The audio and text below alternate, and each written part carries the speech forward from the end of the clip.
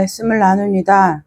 하나님 말씀을 많이 알고 또 많이 외우고 하기보다는 하나님께서 주신 말씀 한 구절이라도 우리의 삶이 되기를 소망하는 마음으로 우리가 삶을 살아낼 수 있는 은혜가 있도록 주님 이 시간 저희들과 함께 해주시기를 원하오며 거룩하신 예수님의 이름으로 감사하며 기도드리옵나이다. 아멘. 오늘 함께 보실 말씀은요, 에스라 8장 21절 말씀 보겠습니다. 에스라 8장입니다.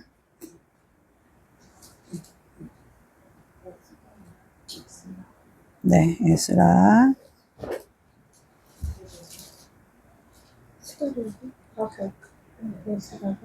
느헤미야 다음에. 네, 앞에. 에스라 느헤미야 이렇게 되죠. 네. 네, 8장입니다. 어디로 왔어? 자?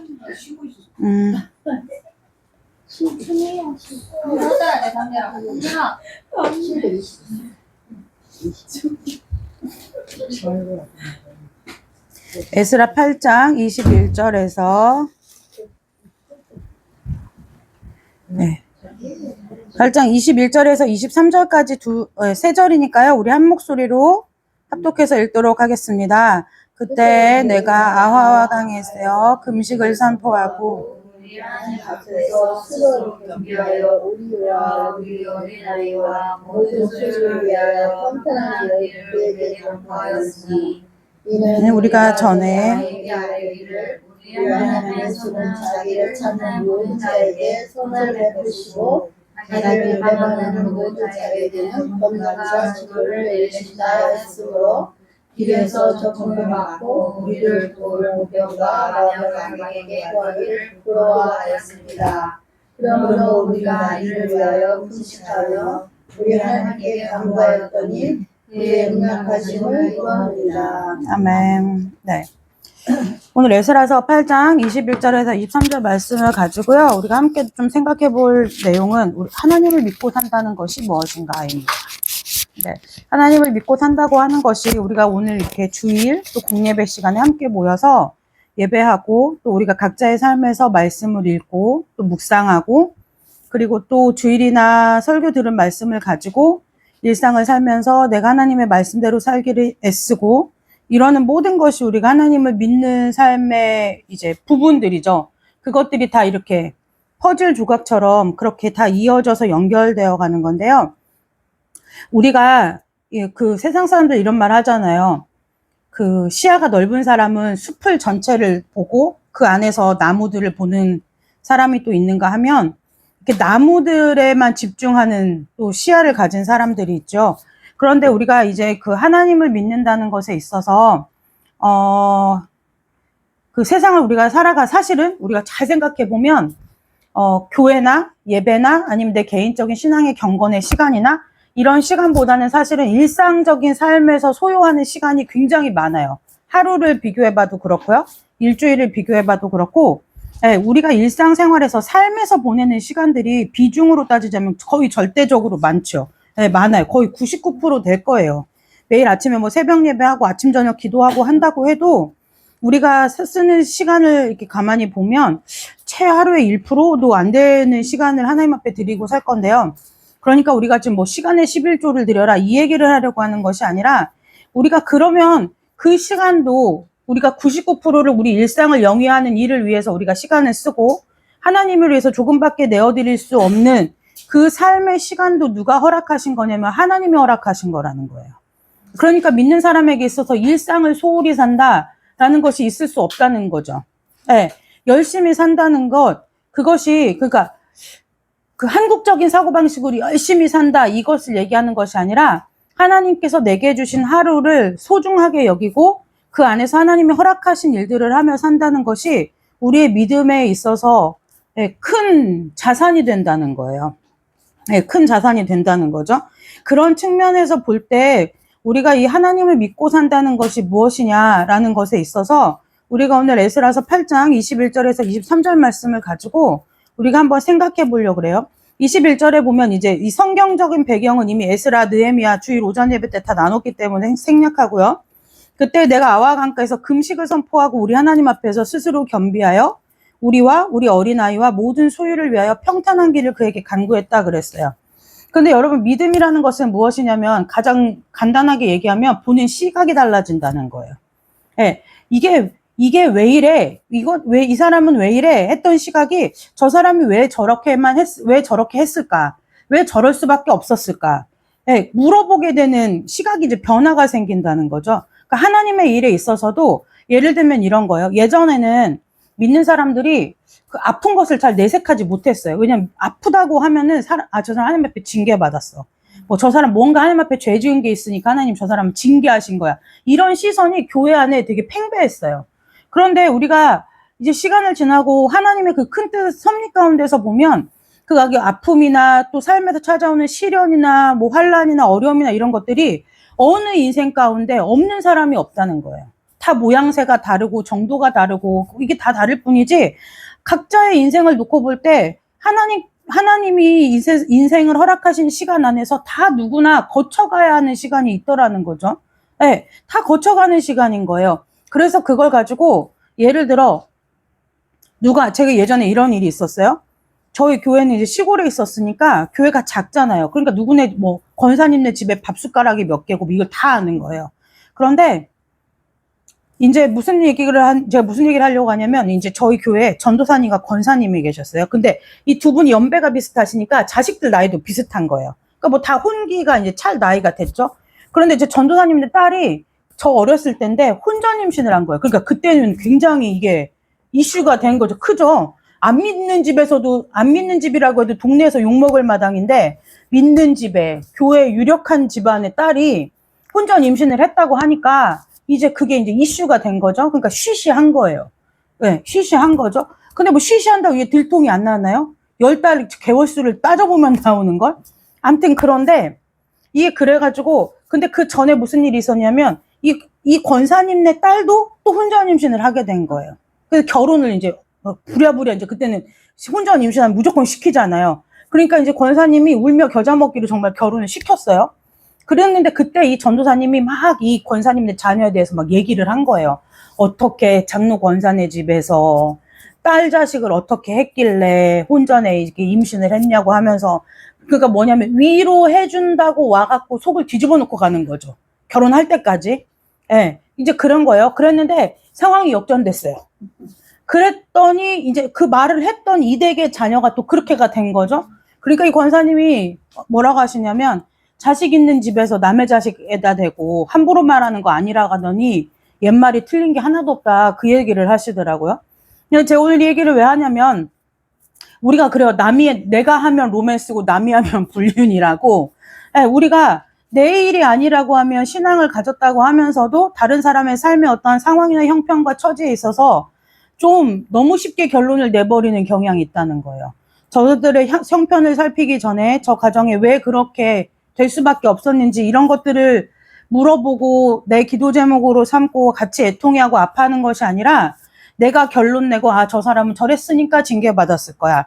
하나님 앞에 뭐 헌신하지 않았더니, 뭐 11조를 떼어 먹었더니, 뭐 이렇게 결론을 내는 일들이 많다는 거예요. 근데 우리가 유의해야 할 것은 뭐냐면 그것이 믿음이 아니라는 거죠. 예. 그 모든 삶의 인생에 있어서 단정 짓고 결론 지어서 말할 수 있는 분은 하나님 한 분밖에 안 계시다는 거예요. 네, 하나님 한 분밖에 안 계시다는 거예요. 오늘 에스라서 이 8장 21절을 보니까 제가 오늘 왜 얘기를 하냐면, 여기서 그때 강가에서 금식을 선포하고 하나님 앞에 겸비하면서 금식한 내용이 뭐예요? 금식한 기도의 내용이 뭐냐면, 우리와 우리 어린아이와 모든 소유를 위해서 평탄한 길을 하나님 앞에 구했대요. 금식의 내용이 무엇이냐면 평탄한 길을 구한 거예요. 포로됐다가 이제 다 귀환을 하는 지금 시점인 거죠. 그러니까 모든 소유가 있으니까 아주 갓난아이 어린애부터 뭐 뱃속에 임신한 자들도 있을 테고, 어쨌든 그 우리라는 공동체의 평탄한 길, 평탄한 여정을 위해서 기도했다는 거예요. 그럼 여러분, 우리가 생각할 때 평탄한 길이라고 하면 사람의 생각으로 언뜻 무슨 생각이 되냐면, 그냥 아무 일 없이 아무 사고 없이 무탈하게 가는 것을 평탄하다고 생각하기가 쉽다는 거예요.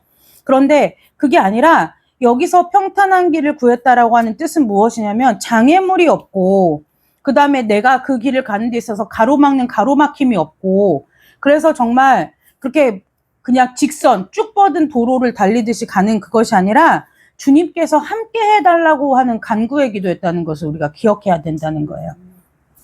우리가 금식을 하다 보면 어떨 때 대부분 금식하냐면 내 힘으로 도저히 할 수 없는 일 앞에 하나님 앞에 금식하죠.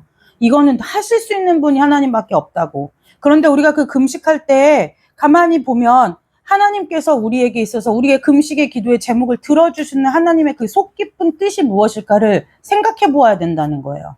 네, 그 환난을 면케해 주시고 그 금식할 만큼의 문제를 하나님 앞에 내어 맡기고 그거 가져갔을 때 하나님 그 일을 해결해 주신다는 이유는 무엇이냐면 그것으로 인해서 하나님이 나 이렇게 능력 있는 하나님이야 이걸 보이시는 게 아니라 내가 너와 함께하고 있다는 것을 하나님께서 우리 가운데 확증시켜 주신다는 거예요.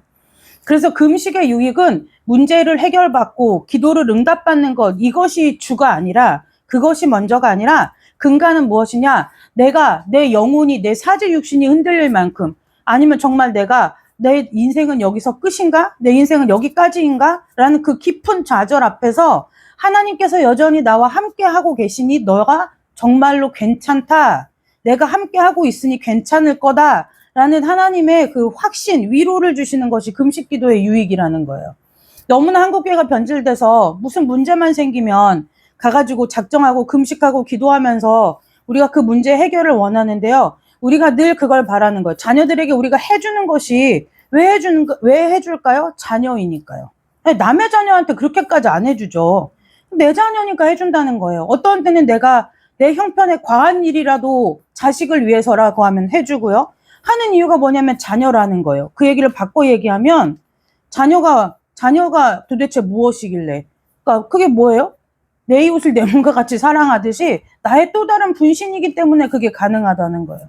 그와 마찬가지로 사람도 그럴진데 우리 하나님께서 문제 앞에서 저와 여러분의 삶을 무너뜨리시겠느냐는 거죠. 환경 앞에서 저와 여러분을 막 가루처럼 공중에 이렇게 흩날리는 먼지와 같이 우리를 날려버리시겠느냐는 거예요. 하나님이 그 금식할 만한 상황 가운데 그리고 금식하고 하나님 앞에 기도 응답을 받고 우리가 정말 믿음의 눈을 열어서 우리가 바라봐야 될 것은 무엇이냐면 그 문제 앞에서 나를 건지시는 그 하나님이 나와 함께 하시는구나. 이것을 바라봐야 된다는 거죠. 그래서 우리가 생각할 때 믿음을 가진 사람에게 있어서의 평탄한 길이라는 것은 장애물이 없고 하는 것마다 잘 되고 손대는 일마다 막 부응하고 이것이 아니라 어떠한 상황과 환경 가운데 놓여 있다 할지라도 주님이 나와 함께 하신다는 그 사실이 믿어지기 때문에 마음에 평안이 있는 것 이것이 평탄한 길이라는 거예요. 저와 여러분의 인생의 길에 이 평탄한 은혜가 있으시기를 주님의 이름으로 축복합니다. 네, 22절 말씀 볼게요. 이는 우리가 전에 왕에게 아뢰기를 우리 하나님의 손은 자기를 찾는 모든 자에게 선을 베푸시고 자기를 배반하는 모든 자에게는 권능과 진노를 내리신다 하였으므로 길에서 적군을 막고 우리를 도울 보병과 마병을 왕에게 구하기를 부끄러워하였음이라 라고 얘기했어요. 여러분 이게 이제 금식의 또 하나의 이유죠. 그러니까 이 왕에게 아까 저희가 오전 예배 때 제가 잠깐 말씀드린 것처럼 저 개척합니다 도와주세요 하면 그때도 저에게 제안을 했어요. 어디 상가 보러 다니세요. 상가 교회 자립할 때까지는 제가 세 내드릴게요 하는 분들이 계셨다는 거예요. 그런데 여기서도 마찬가지예요. 보면 왕한테 이렇게 얘기를 한 거예요, 자기가. 그래서 저는 그런 일은 빨리 말하는 편이에요. 왜냐면 그 말에 제가 스스로를 묶는 거죠. 네. 그 얘기를 할 때, 집사님 그러면 저 이렇게 좀 도와주시겠어요? 이렇게 하면은 바로 될 거예요. 그런데 그게 아니라 제가 뭐라고 얘기하느냐, 기도해보고요. 하나님이 어떻게 하실지 좀 더 기다려보고요. 이렇게 얘기를 하는 거예요. 왜요? 제 마음도 흔들리니까요. 흔들리잖아요. 네, 길은 보이지 않는 것 같은데 누군가가 확실한 길을 제시해 주는 거예요. 성도들이 이단에 왜 빠지냐면 맨날 예배를 드리고 말씀을 들어도 애매모호한 거예요. 도대체 이게 뭐라고 하는 소리인지 얘네들이 전쟁한 이 일이 오늘 나에게 무슨 유익이 있는지 이거 찾아봐도 모르겠는데 이단은 가면 모든 게 분명해요. 네. 심지어는 눈에 보이지 않는 성령 하나님도 자기라고 하잖아요. 그럼 우리가 생각할 땐 좀 왜 믿어? 이렇게 하지만 어떤 사람 성령에 대한 이야기가 다 분분해요. 막 나는 불을 받았다. 나는 막 은사를 받았다. 막 나는 이런 체험을 했다는데 나는 뭐 60평생, 70평생 믿어도 아무런 뭐 본 것도 없고 들은 것도 없고 막 누구는 막 주님의 막 음성이 말씀 가운데 들렸다는데 나는 뭐 들리는 것도 없고 이러는데 갑자기 어느 누가 딱 나타나서 정말 확신을 주는 말투로 내가 성령이다. 보혜사 성령이다 하면 안 들을 것 같아. 우리 10번만 들으면 거기 다 넘어가요. 나는 신앙이 이렇게 모자란가, 믿음이 적은가 하는데 그 사람이 뭐라고 하면 자신있게 얘기하는 거예요. 나를 따르라고. 나 믿고 한번 신앙생활 해보라. 이렇게 하면은 안 따라갈 사람이 없어요. 왜 주의 종들이 이단에 넘어가나요? 신학 공부를 그렇게 하고 했는데도요. 여러분 신학 공부 한번 해보잖아요. 그럼 피를 말려요. 왜 피를 말리냐면 하나님이 없어요. 그 너무 신기하죠. 공부를 하면 할수록 하나님이 보여야 되는데 공부를 하면 할수록 그러면 이게 그러니까 고대 문서상으로 보면은 그 신 중에 하나가 하나님인데 이거 하나님이 너무 자기를 이렇게 부각시켜가지고 이렇게 한 거 아니야? 이렇게 생각이 들 정도로 신학 공부가, 그래서 신학 공부를 처음에는 막 은혜 받아서 왔어요. 응답 받아서 왔어요. 하다가 졸업할 땐 다 떨어져 나가요. 저희 동기도 120명이 같이 입학했거든요. 근데 지금 사역하는 애들이 20명도 안 돼. 지금 사역자가 나면 이렇게 10손가락 안에 꼽아요. 네, 그럴 정도로 우리가 하나님을 믿는다는 것이 배움으로 되는 것도 아니고 이거 진짜 전적인 하나님의 은혜라는 거예요. 그런데 오늘 22절 말씀에 보면은 뭐라고요? 그래서 나의 모든 도움을 필요를 채우고도 남을 왕에게, 그리고 그 왕이 우리를 억압한 게 아니라 기꺼이 해주겠다는 거예요. 내가 너를 기꺼이 돕겠다는 거예요. 원하는 대로 해주겠다는 거예요.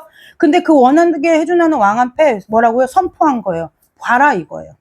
내 하나님이 어떠하신 하나님인지, 우리 하나님이 어떠한 하나님인지 선포한 거예요. 그리고 뭐라고요? 우리의 하나님의 손은 자기를 찾는 자들에게 선을 베푸시고 하나님을 배반하는 모든 자에게 권능과 진노를 내리신다 하였으므로, 그랬기 때문에 뭐라고요? 길에서 적군을 막고 우리를 도울 보병과 마병을 왕에게 구하기를 자기들이 스스로 부끄럽게 여겼다는 거예요.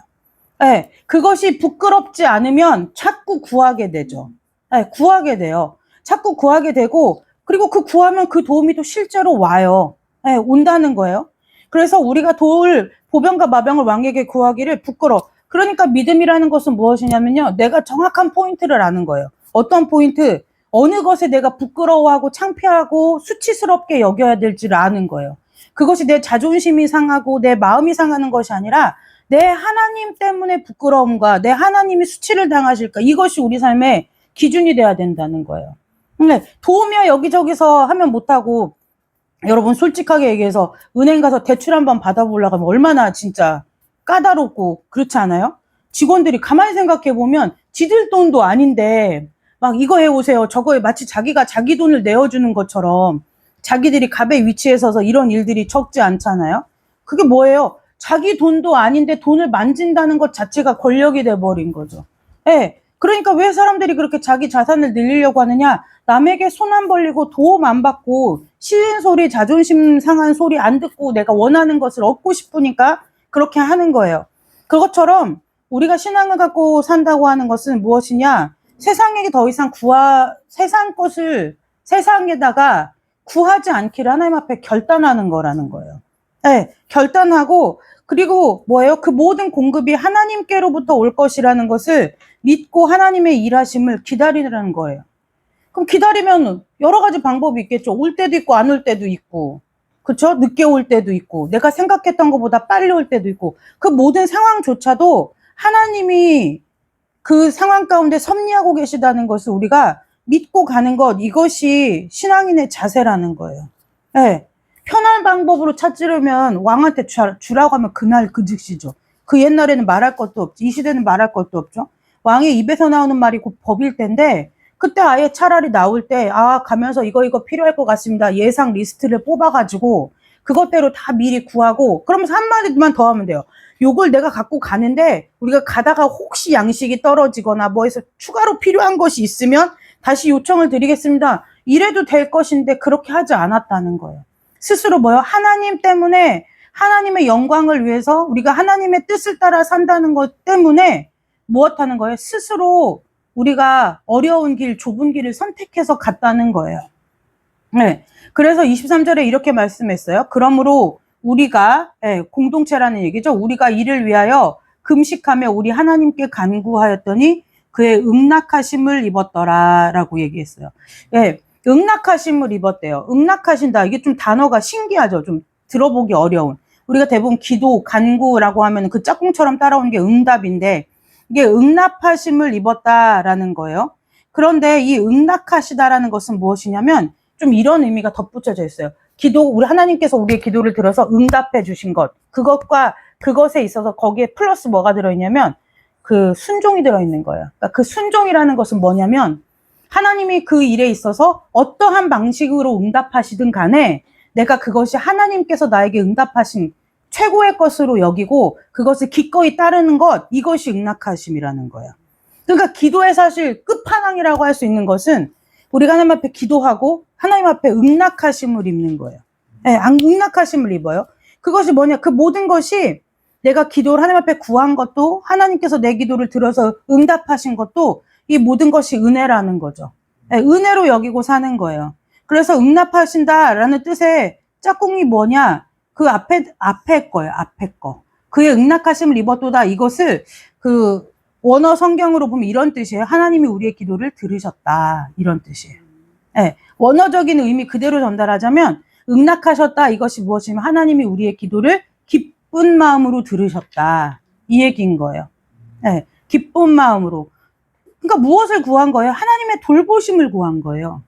구할 것이 많잖아요.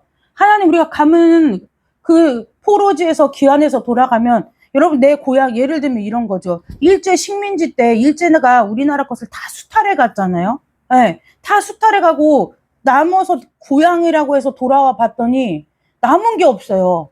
먹고 살 땅이 있기란가요? 집이 있기란가요? 이미 있는 것들은 예전에 이런 얘기가 역사 가운데 남아 있어요. 뭐냐면 일제시대 후반에 왜 불교에 이 자본이 막대하게 생기게 됐냐면은 그때는 이제 스님들이 글을 배우신 분이잖아요.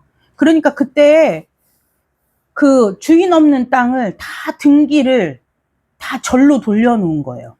그래서 어떻게 절이 보면 이게 막 땅이 막 엄청나잖아요. 그것이 왜 그러면 그때 그리고 한국전쟁 직후 이럴 때 주인 없고 등기부등본이 다 불타 있을 때 자기들이 내 거라고 소유권을 이제 등기를 해버린 거예요. 그러니까 이제 그 법적 효력이 있으니까 그게 당연히 어떻게 되냐면 다시 재정비를 하면서 아 이건 땅 주인이 있는 땅이니까 앞뒤 전후 사정을 보지도 않고 주인 있는 땅은 그냥 원래 주인에게로 가고 주인 없는 땅만 찾아서 재정비하다 보니까 이제 그렇게 된 거예요. 그런데 오늘 우리가 보면 여기서도 마찬가지죠. 어찌 됐든 여기서 잘 산 거예요.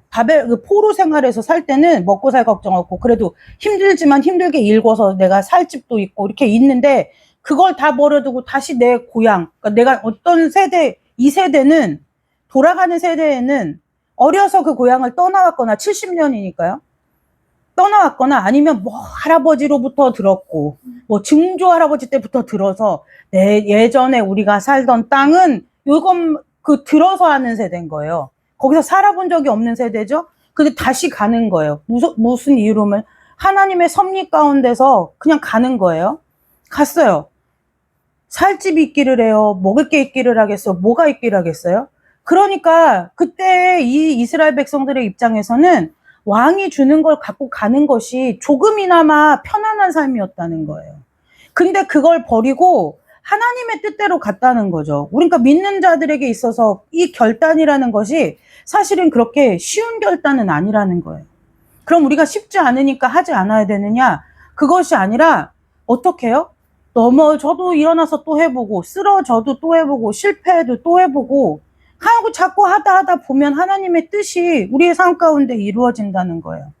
그래서 여러분 하나님께 무엇을 구하느냐? 여기 금식의 내용이 뭐라고요? 평탄한 길을 구했다.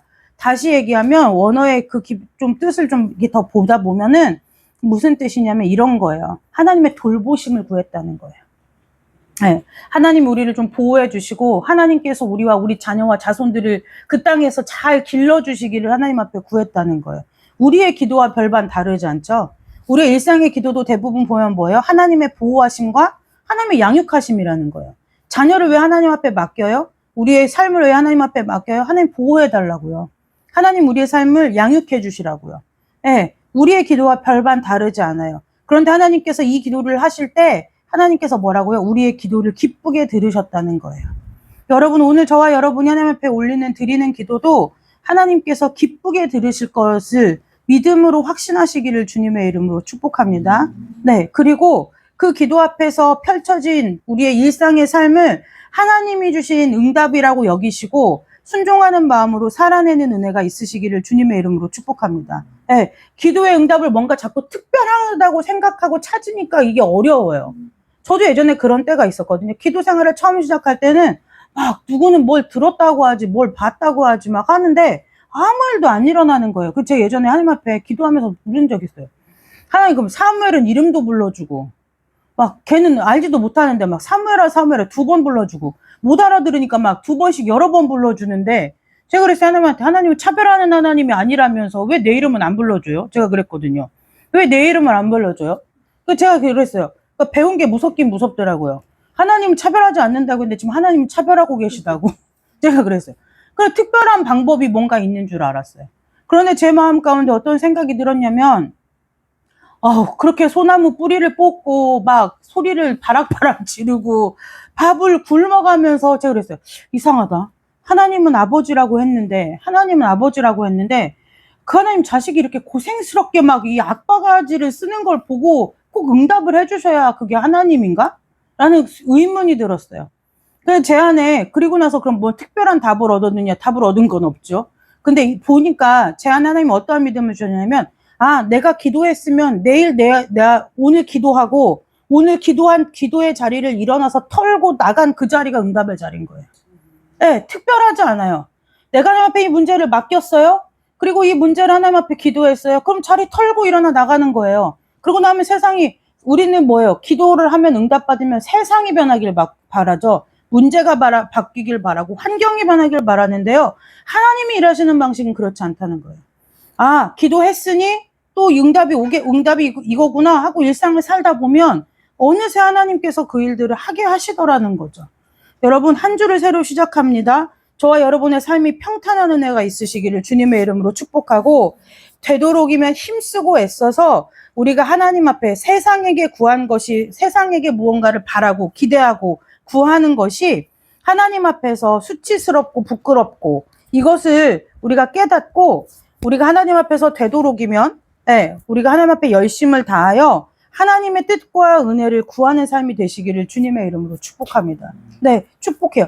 우리가 그 삶을 살 때 하나님께서 날마다 우리의 기도를 기쁘게 들으실 것이고, 그리고 하나님께서 그렇게 살아가는 저와 여러분의 삶 앞에 반드시 하나님께서 능하신 손으로 펴신 팔로 우리를 보호해 주실 것을 믿음으로 믿으시고 한 주간을 승리하시기를 주님의 이름으로 축복합니다. 기도하겠습니다. 하나님 아버지, 감사합니다. 세상 가운데서 믿음을 가지고 산다는 것이 정말 눈에 보이지 않는 것 같고 손으로 잡은 것 같지 않아서 우리의 마음이 때로는 무너지고 약하여지고 낙심되고 주저앉을 때가 너무나 많이 있음을 주님께서 더 잘하시는 줄로 믿습니다. 하나님 아버지, 우리의 이 땅에서 살아가는 일생의 삶 가운데 우리의 삶이 주님으로 말미암아 평탄케 하시고 평안케 하셔서 하나님 아버지, 날마다 주님께 올려드리는 그 기도가 응답되는 삶을 살 수 있도록 주님 축복하여 주옵소서. 그래서 우리의 일상이 다른 일반의 사람과 똑같은 삶을 사는 것 같아 보여도 그 안에 무엇인가 예수의 생명과 예수의 은혜로 말미암아 다른 것이 있다는 것이 우리를 통해 드러나는 삶이 될 수 있도록 주님 한 주간도 우리 귀한 성도들을 축복해 주시기를 원하오며 거룩하고 존귀하신 예수님의 이름으로 감사하며 기도드리옵나이다. 아멘. 하늘에 계신 우리 아버지여, 이름이 거룩히 여김을 받으시오며 나라 임하옵시며 뜻이 하늘에서 이루어진 것 같이 땅에서도 이루어지리다. 오늘 우리에게 일용할 양식을 주옵시고 우리가 우리에게 죄 지은 자를 사하여 준 것 같이 우리 죄를 사하여 주옵시고 우리를 시험에 들게 하지 마옵시며 다만 악에서 구하옵소서. 대개 나라와 권세와 영광의 아버지께 영원히 있사옵나이다. 아멘. 자, 이제 다 같이